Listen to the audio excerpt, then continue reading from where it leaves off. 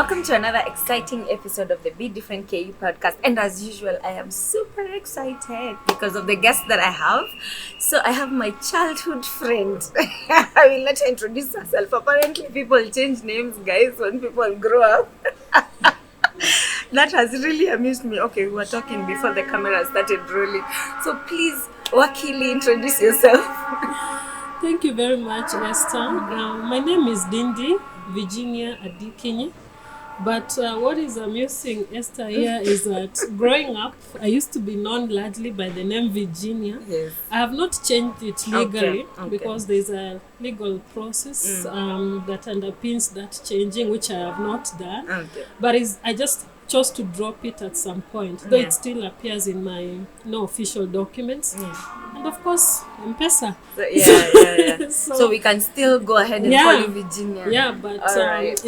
within my peers and in the spheres that I work, I'm just known as Dindi Adikiny. Dindi Adikiny. Yes. Okay, Dindi. So tell me, Wakili, I know you're running for something.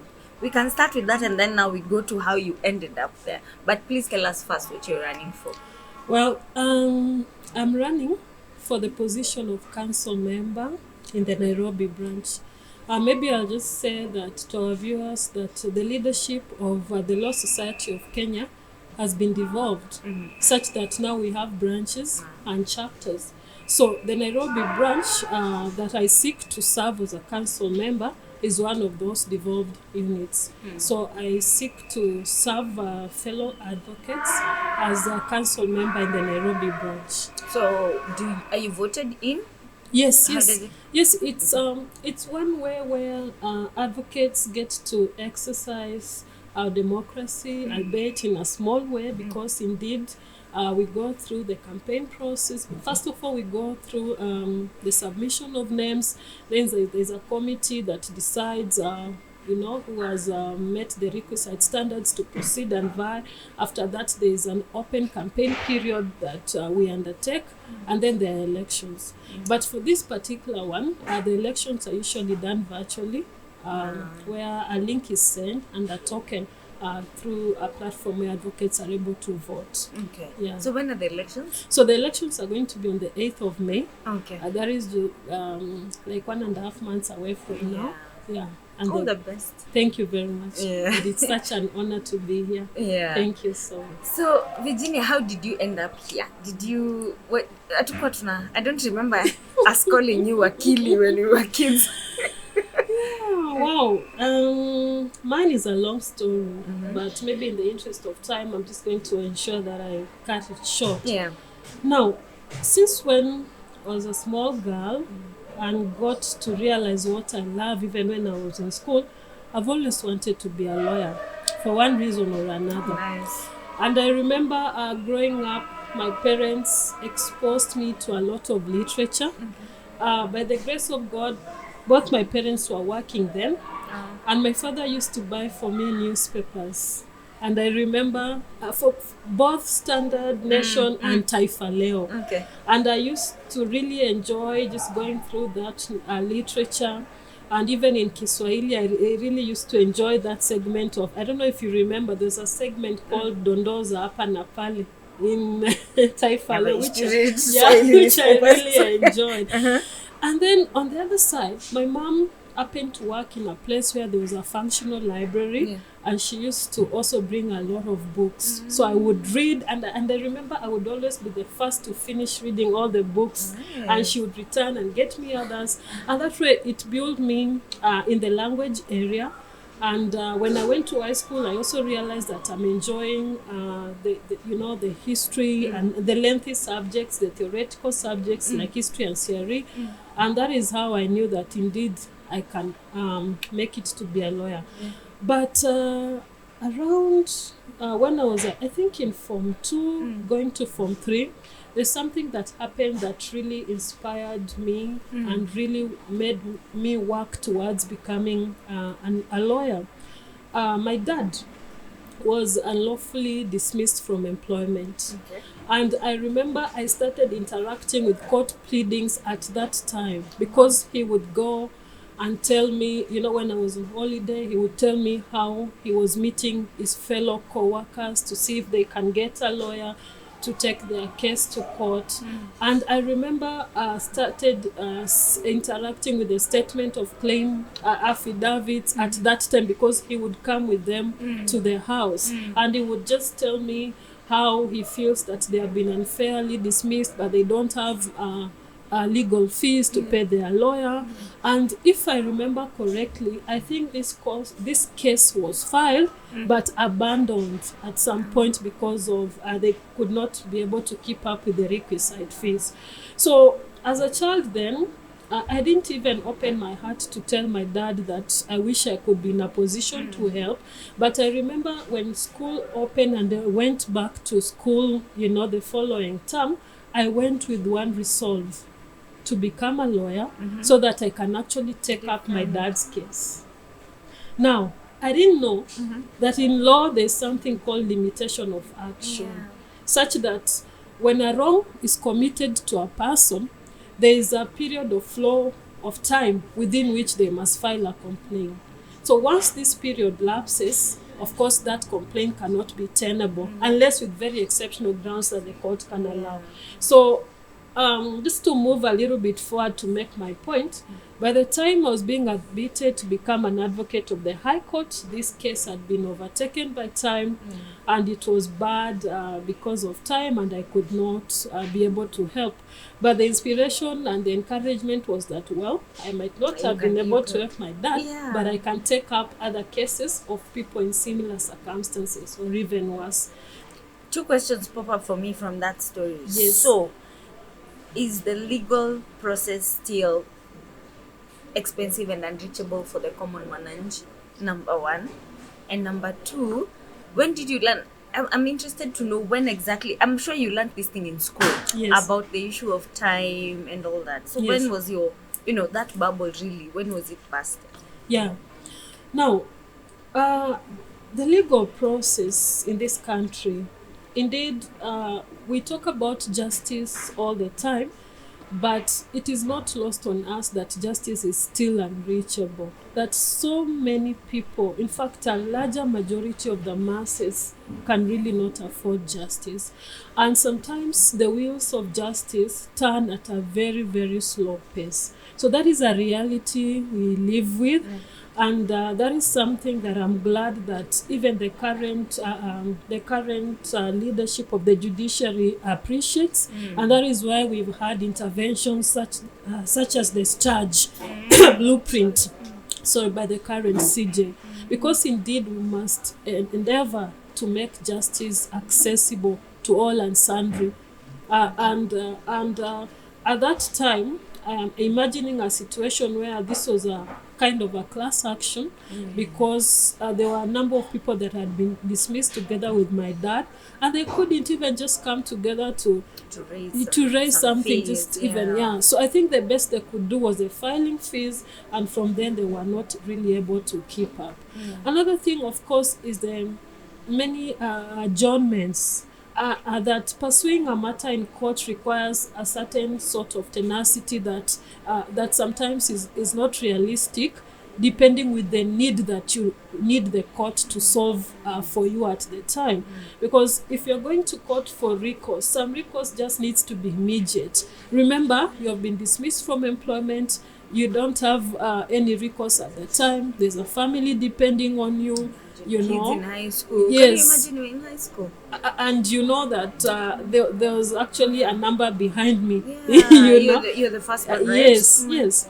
So those issues are still issues that bedevil our justice system in this country, that we must always be alive to. Then your second question, when exactly was the bubble busted? Yes, it must have been when I was doing my civil procedure at Kenyatta University, because limitation of action is a principle of law. In fact, it is even prescribed under statute. There's the Limitation of Actions Act that prescribes what time any claim, what time a claim should take, and not really take, what time an aggrieved person should take before filing a claim, such that if that time then lapses, then you cannot get recourse unless under exceptional circumstances where you have to ask for leave to file. Yes. Okay, so tell me, did you back then, way back when we used to pass Form 4, JAB used Yes. to place us. Yes. So were you really placed for the law degree that Yes. you had chosen? No, unfortunately, no. Okay. I didn't get the cut off marks to get placed. But my parents, knowing the passion that I had to pursue this course, really tried their best, and I was able to actually get admission at the Moi University. My first Moi. letter, my Oh, first nice. calling letter, Okay. Was I was supposed to join Moi, okay. but I couldn't join because Why is that? because by the time my letter was coming, I was already expectant. Tell us about that. Yes, having stayed at home for like a few months after high school, I got pregnant with my first child. And so by the time the letter for joining university was coming, I was already pregnant, and I was there very scared, couldn't even face my parents to tell them about it. And that is how that chance passed me. And then now later, after I gave birth to my child, I was now able to be admitted to gain admission at the Kenyatta University. Wow. So this is just when the Kenyatta University School of Law was opening up. In fact, I was among the cohort. inaugural nice. law class Yeah. then. So even when I interact with people from Moi, I usually tell them, you know, mi nilikuwa Moi ni vile tu, you know, mambo zilifanyika namna hii na namna ile. Yeah, but now that really is a story of my life. So going to KU, Yes. you were a mother, Yes. and you used to commute, because now you live in Nairobi at Yes. the time. Yes. Now, by the time I gained admission, I think my child was like 3 or 4 months at most when I was being admitted. And I remember the law school was started in May of 2008.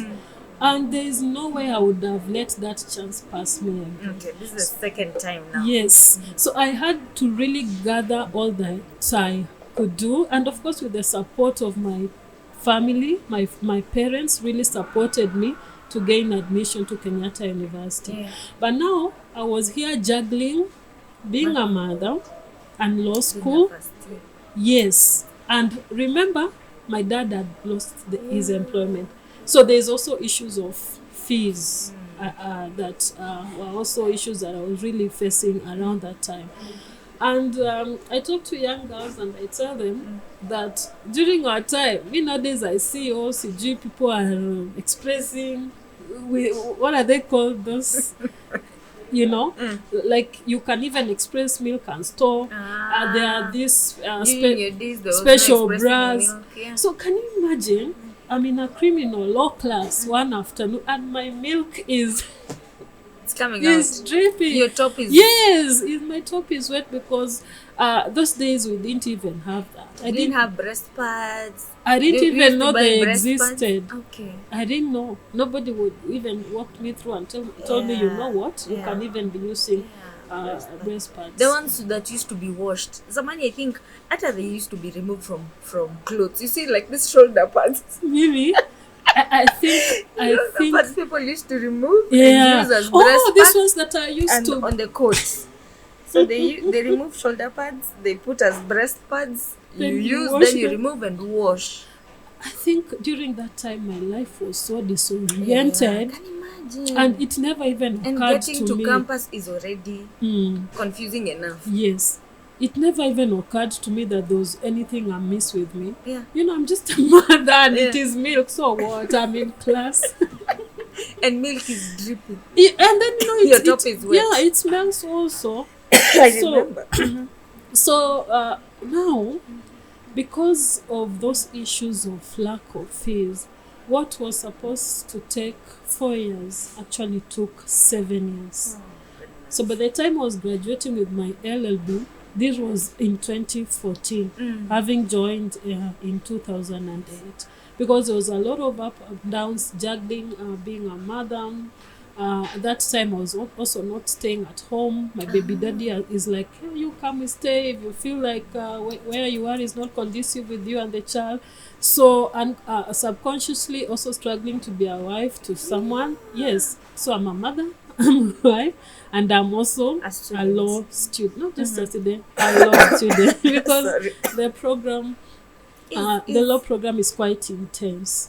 Yeah, so after 7 years, I graduated now with my LLB. And the child is that old, as in at the time. Yes, 7. yes. Oh. She was 7 years. She's a girl. She was 7 years with Oh them. my goodness. Yes. So what are you doing in the middle of all this? Have you now gotten any way of making money by the time you're graduating, or you're still struggling with those unpaid tasks? Because Yeah. they were all unpaid. Yeah. I know that you They put were it. all unpaid. Yeah, that was what I was measuring in. There's really nothing that I can tell you that I was doing. bring in In some fact, I remember so that I was able. I remember my dad had to dispose of parcels of land for me to be able to successfully graduate, because it was so tough, and I have other siblings that are following me. Remember, to some extent, I'm already a disappointment. You know, my parents had quite high expectations.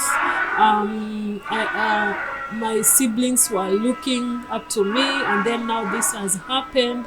And so I had so much to prove, but still it had not dawned on me that What's going on in your, as a girl, in terms of your self-esteem at the time? Could you remember Yeah, whether you had any left? but I was not even disclosing. And looking at me even right now, so many people, I tell people, you know, I am a mother, and people don't really. So I still had my no one tiny can tell, body. yeah. Nobody could tell, but I was confused. I was just confused. Was it showing in your school result? No, it was. I think in first year it showed. Okay. It showed. Yeah. But now by the time we get to second year, there's this little human depending on you, and you're like, you know what? I just have to work hard. And also, another reason why I have so many classmates I know from Kuso is because I was in so many classes. There was a time as I would join only to call off before even the semester kickstarts, because at KU there was a deadline for payment of fees. So if by this deadline you've not raised your fees, you just had to write and call off. So I was in so many classes. Like cohorts. Yes. So then you wait for know the the next next one, then you you wait for the get next in, then maybe this time you have half. Then by the time the deadline is coming, you still don't have the complete fees. So I was in 4 or 5 classes, if I remember correctly. So you successfully graduate in 2014. Yes. Do you get your dream? Do you get your No. pap for you? Now there's this notion that once you graduate, you know, Sorry. you see now, you know, when you're usually at the graduation square and you're throwing up you think that a job is gonna drop instead of the heart. Yeah. But for me, I had to go through the advocates training program for anything to be meaningful. Yeah. Because just being a lawyer and not an advocate, yes, there are people who maneuver their way. But you see now, as a lawyer, you cannot have you cannot represent clients. You can offer legal advice, but that is as far as it goes. You can really not take up matters, and you cannot represent clients in court. So during that time, I knew very well there's no fees. And I just chose to exercise my faith. And I told God, I know I slipped, but you just have to help me, and I'm going to put in the work. By the way, there are things that define me. One of them is my faith in God. So I don't believe in coincidences. I believe that everything that happens in my life is a divine occurrence. Number 2, I believe in people, because God will use people to touch your life in ways that you cannot even tell sometimes. Because anyway, people are better than things. Then number 3, I believe that I must put in the work. Especially having disoriented myself, so to speak, because I also take responsibility. I know I was going to work, I needed to work twice as much, So During this time, I just chose to exercise my faith. I picked my letter that was admitting me to the Kenya School of Law. I bought, the requisite books. I started contacting people who had been there previously to ask for notes. And I waited and waited and waited. There was no fees forthcoming. I remember I needed 190,000 for me to be admitted. No fees was forthcoming.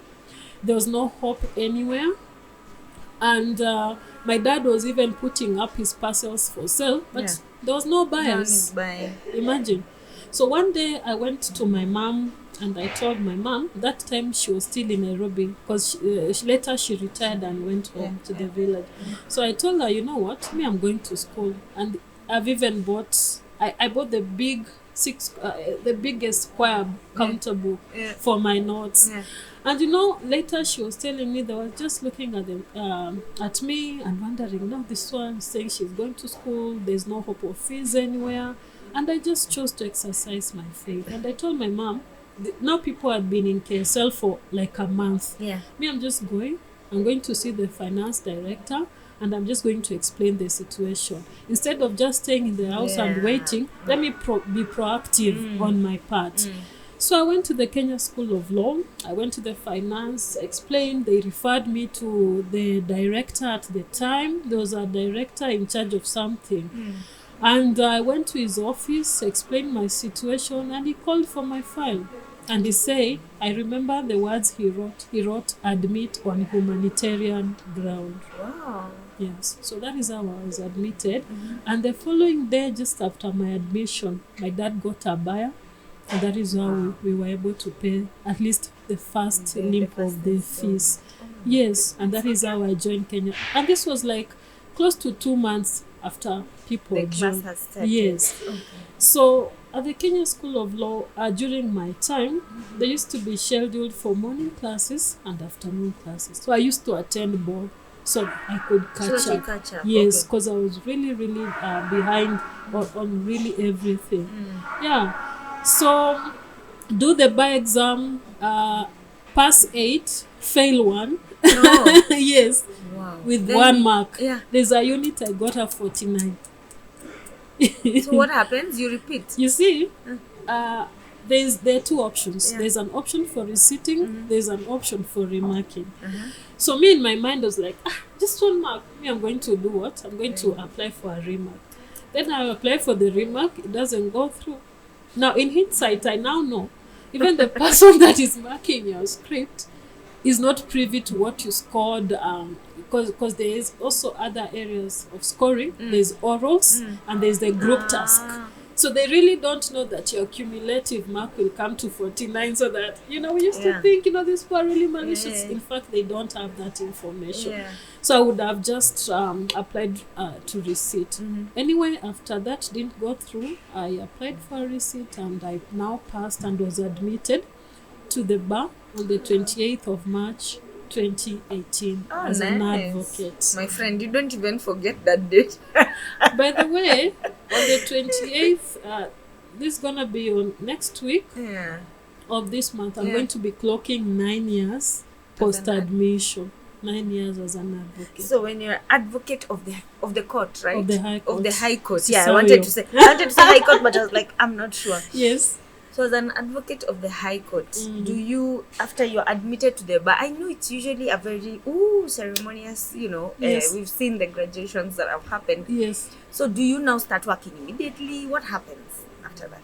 Now, that's another mountain that you just have to surmount. Okay. Because after you're admitted, of course, you're now recognized as an advocate. You can take up briefs, and you can also employ yourself and open up your chambers. But thinking that admission is actually a guarantee for employment in both the private and public sector, no, it is not. You just have to seek for that employment. But the good thing is that you can open up your practice, and you can now start looking for briefs and representing clients in court and earning fees. Yeah. Yes. So what happened for you in your case? So for me, after my admission, none of that was forthcoming.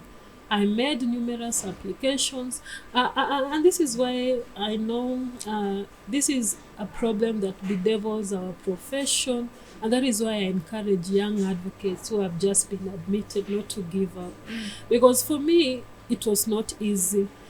In fact, I remember there was a time I saw a WhatsApp. You see how somebody will just send something on WhatsApp, or we are looking for lawyers for a short time assignment and all that. I went. I was newly admitted, only to find that it was an insurance company, only to find that we were being sought after to arrange files in the registry. Yeah, and I know my colleagues, and we did that as a job with, can remember how surprised we were to just go and find that, wait, what? They were calling us to arrange files. But I've always chosen and been very intentional about looking at the brighter side of things. For me, it is key. You see how people talk about the glass half full, half empty. And even in this job market where people think that they can, sometimes use others to gain an advantage, I've always deliberately decided that I'm the one who will exploit the situation, and there's no way you'll exploit me. Okay. So this was an insurance firm, and by the time I was getting out of there, I knew everything they need to know about an insurance file. Okay. Such that if I'm to work in any insurance organization today, that is where I got some experience about how the legal insurance sector works. So I did that, paid whatever we were paid, and then there was an advocate who was working closely with Health Insurance, who now poached me and took me to his firm. Oh, nice. Yes. So From that gig, let me call it a gig. Yeah, you can call it a gig for lack of a better. Yeah. So I went to his chambers, started working there. But now, by the time, no sooner had I started than I was also dismissed on ground of pregnancy, because now I was pregnant with my second child. Oh. Yes. Okay. Isn't that some unfair? Yes. It's unfair. And that is why... And it's wrong. It is wrong. Okay. It is dismissal. It is discrimination on the ground of pregnancy. That is actually unconstitutional, and it is wrong in all terms that you can think about. It is wrong. So what am I trying to say? I'm saying that I'm alive to the challenges that bedevil our practice. And even among us and women, the issues of pregnancy and career progression are still things that we need to work on. So I just chose to let it pass, and I went home and waited. So when I gave birth to my second daughter now, when she was still pretty young, now I got a teaching job. I went for an interview, got a part-time teaching job at a university, but I was now tutoring students that were preparing for the CPA exams and CS exams. That is how I started, and then I was allocated units in the criminology area for students who are undertaking criminology. I taught students units like criminal law, juvenile justice, human rights, and a bit of legal units that I taught. So that is the limp that I did in my academia. After that time, I now decided to open up a farm, because I was like, I can be doing this teaching part-time while I run my practice, which I did. Nice. But I don't know whether it is because I started my journey being so disoriented. I don't know. At some point, I just realized that I really have not found my niche in the legal space. So I was really desirous of trying a bit of everything. And sometimes even this niche, these things come with trial and error. So definitely, who is figuring out? I had really not figured out what I'm really, really good at. So there was an opening in corporate, and I was like, since I've never tried corporate, this is a chance. So now I became a corporate lawyer, and this is my third year as a corporate lawyer. All right. So what happened to the teaching? I took a sabbatical. But one thing I really must mention, Oh my goodness me, teaching is very fulfilling. Okay. For me, Yeah. it is one of the most fulfilling things I've ever done. Like, you see, just interacting with people, Yeah. having legal, intellectual discourse on something, just moving from the unknown to the known, like together impacting their lives. And also on the side, you're doing a bit of mentorship, Yeah. you're doing a bit of guidance here and there. For me, it is very satisfying and fulfilling. Okay. And I appreciate that in most cases, if not all, the remuneration is never commensurate with the work. Always. Yes, but for me, it is very, very. It was very, very Satisfactory. fulfilling. Yeah. So if you are to introduce yourself, or you were to give me your business card, what does it say? Or so how do you describe yourself or introduce yourself professionally? Professionally. Yeah. So, my name is Dindi Adikiny. I'm an advocate of the High Court of Kenya. I'm also a certified professional mediator, and I'm a certified professional mediator and also a certified secretary. So that is my professional credential. Yeah. Yes. Also, you don't say I work for so and so, blah blah blah blah. No, if you're seeking work details, of course you get them in the resume. Yeah. But on face value, that is who I am professionally. Okay. Yes. Wow, that is quite a story. Yes. Dindi. So what are you teaching your girls? What are you telling your girls from your own journey, from your own story? And I'm glad to hear that you have 2 girls. I also have 2 girls. Oh, wow. And of course, I always take it up as a challenge. Having gone through what you have been through and now raising girls, Yes. what do you think are some of the takeouts that you can, and you've taught? What are Yes. some of the takeouts, 1, 2, 3, that you can pick from your life or from life in general that you can share? Yeah. I think for me, and especially coming from our generation, our children and the Gen Z and the Gen Alpha, they just need a relatable person. A relatable person in the sense that you must wear a human face. Okay? Such that before you are a mother, you are human. Just have the humane part of it first. Because then that way you will relate to their challenges and you will give them a listening ear. For me and my girls, we talk, especially the older one, we talk and we talk about everything. Yeah, because if we don't talk about it, then there's going to be a mess. And just looking at it in retrospect, I really never used to have conversations of that nature with my parents. In fact, I remember, our parents were very harsh and What? would you even break ice? Yeah. Like, you see, now I might want to talk to my daughter about a certain subject, and then I'll think about it and I'll plan. Maybe I'll even call them to go out, break ice, find a way of provoking a conversation around some topics. But in our days, it was unheard of. So that is something I'm doing very intentionally, is just talking, admonishing when I need to admonish, but admonishing with a lot of love, from a point of love and concern. Yes. I appreciate that you mentioned the issue of God and faith and religion. How are you raising them in that aspect? Knowing that you have a very religious background. Yes. Yeah, you appreciate the religious background. Yeah, I'm raising my children to be God-fearing children. Yeah, and for them, in as much as people say that, you should not impose, religion on your children, this is what I know now.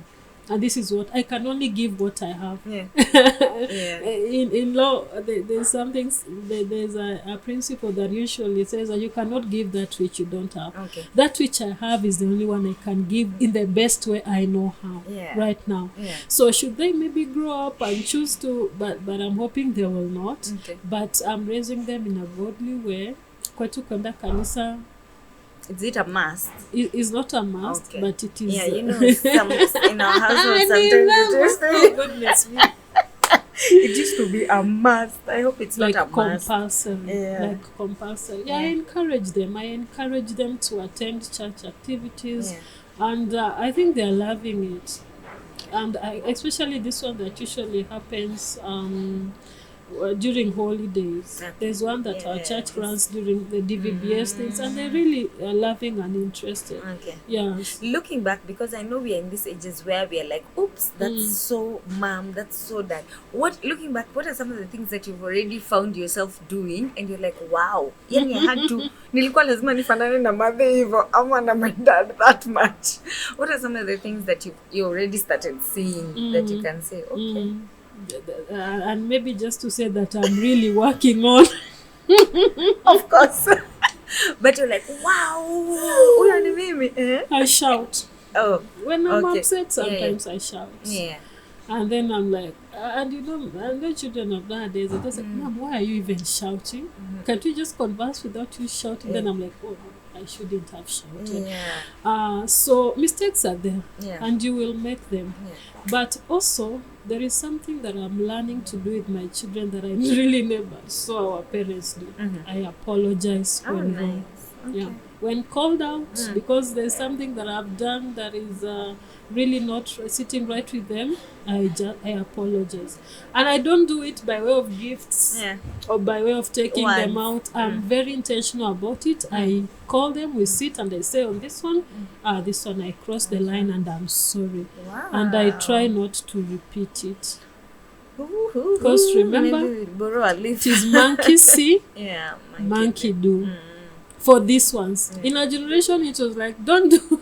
Don't do what I'm doing. Yes, do what you I do say. what I tell you. Yeah. You know, but it can. If you ask me, and my experience, parenting can never work like that. It Yeah. has to be monkey see, monkey do. So are you what are you reading? Tell me about your hobbies. What are you reading and how hard or easy has it been then? Now looking at where you look like you're almost okay from the story, you know, you look like we umetoka mbali sasa uko hapa. Is it how hard or easy is it? And what challenge maybe do you have? Yeah, I must say that it's still work in progress, and I mentor young girls, and I tell young girls, because that is an area I'm passionate about, and I tell people in the society that a girl who gets pregnant before they are ready should not just be left to rot away. They really have a lot they can offer. Yeah. So I tell them that once you make up your mind and you are ready to go back to school, then you just must put in the work. I like what you said It is about not going to be understanding easy. that you have to work twice Yes. as hard. Yes. Why is that? And yet you had, I'm assuming your parents helped you Yes. to raise the kids Yes. at some point. Why do you say you had to work twice as hard? Because I had everything to prove. But maybe I didn't mention that in as much as I also became a lawyer because of the plight of my dad, I also had so much to prove because I had really broken his heart. He really had a lot of hope in me as a child and growing up, and I knew it. So I really had to work my way back to my dad's heart. That one I had to do. Yeah, and he supported me. I remember during all that confusion, there's a time my dad told me, and these words I'll never forget. He told me, "You mean you're just perturbed because you had one child?" You know, in Kiswahili he told me, hata kama ungekuwa na watano, ukitaka kusoma utasoma. Oh my goodness. That's what my dad told me. Oh, So wow. he's told me that it is on you. Make up your mind. Nobody can stop you. You are the only one who can stop yourself. Wow. Because having a child is not an issue to go that will inhibit you from going to school or realizing your dream unless you choose to. Of course, now then comes the issue of support, because this child, once they are here, they have to be raised. You must get a nanny or supporting family, because you can't be in school and also be winning a baby, you understand? So that is where the family comes in. Yeah. So I tell families, don't just discard your girl because they got pregnant. They have so much to offer only if you support them. I'm telling you, Esther, when I used to go to Kusol during that time and find that there's a lecturer that had even called off the class. maybe today I need to tell them how offended I used to feel. Yeah, because I've walked to town, to Ngara, and then to Parklands. I've left my child only for me to find that class is not happening. I used to be very offended because I had so much to prove, and I needed all that time to do. So with time, it takes shape. Pole pole too. And now you begin to figure which piece fits where. Because when that happens, it's like your life is broken into tiny pieces, and you really don't know which piece belongs where. But you take time, you put in the work, you prepare yourself mentally, and I tell them it's not gonna be easy. Prepare yourself. Hiyo siku uko na kata asubuhi ndio mtoto ataamka na fever, you know. And that was my life. Thank God for my mom then. Yeah, sometimes I just used to go leave my baby there and rush to school. I'm like, Mom, this child has a fever. Me, lakini I have a cat. I have to go. So support from family is very, very important. But also, as a girl who have gone through that, you have to make up your mind and have this resolve to succeed with or with no child. Yeah. And I was able to get my second class honors upper division. With all this. So it's just a bit about you making up your mind that you're going to do it.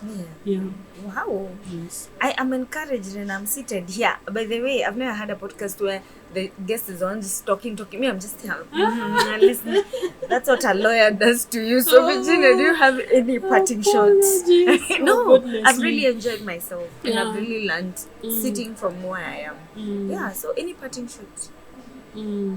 Who's my audience now? The young talk to young advocate. Talk to all the audiences that you have in mind. Okay. Because at the end of the day, you've mentioned several things that I've really liked that you've had to put in twice as much, work. Yes. Number 2, there's this category of young girls that we have that, for me nowadays, patience akuna.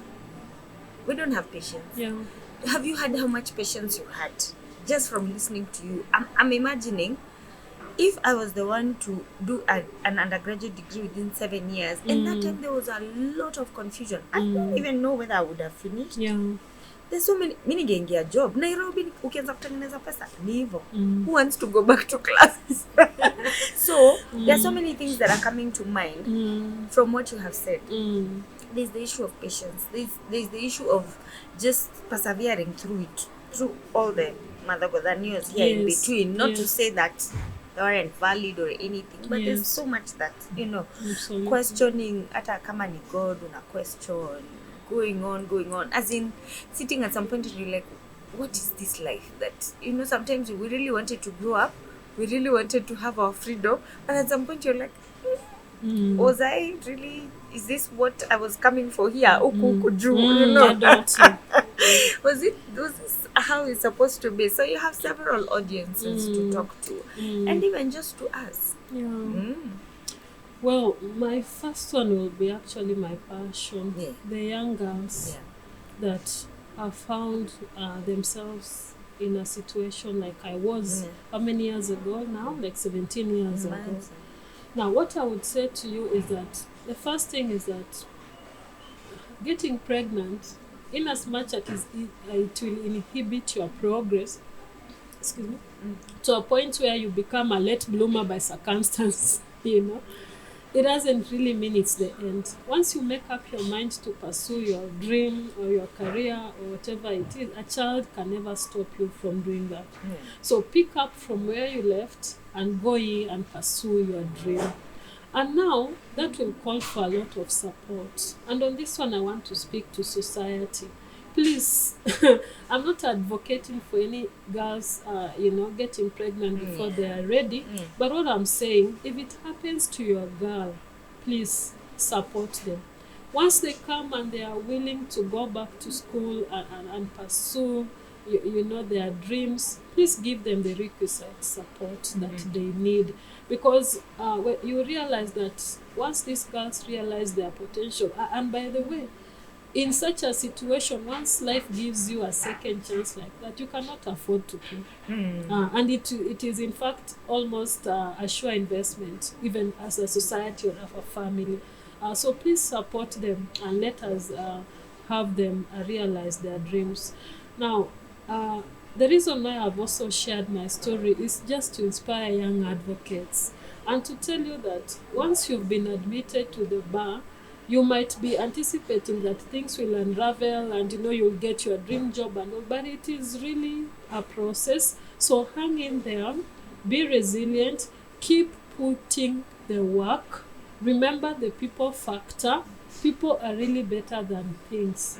Interact with your peers, interact with your seniors, and kama tu unajituma, there's a way just someone will notice you, and one thing will lead to another. Anytime people say one thing led to another, they're usually referring to negative things. But in this regard, you want that line. One thing will lead to another, and you'll find yourself in a good space professionally. Yeah. So maybe that is what I'd like. And as a working mother? Oh my goodness. On that one, I remember there's a good friend of mine who told me, really there's no balance. Because there's this question of, now you are a mother, I'm working, and there are also other things I do on this. They really no balance. It's like a juggling of balls. So my friend told me, and this I found to be very profound, she said, just identify your rubber balls and your glass balls. Okay? So if you drop your rubber balls, what are they going to do? They're going to bounce back. But the glass balls will break, So once you are able to categorize your whole intro of whatever you do in terms of which one is a priority for now, which one you can shelve for later, then you'll be good to go. Of course, also creating time for yourself. It's important. Oh my goodness. Yes. Where Mimi, I've been wakilid. If there's something like that. Thank you so much, guys. I hope you have enjoyed the episode as much as I have. And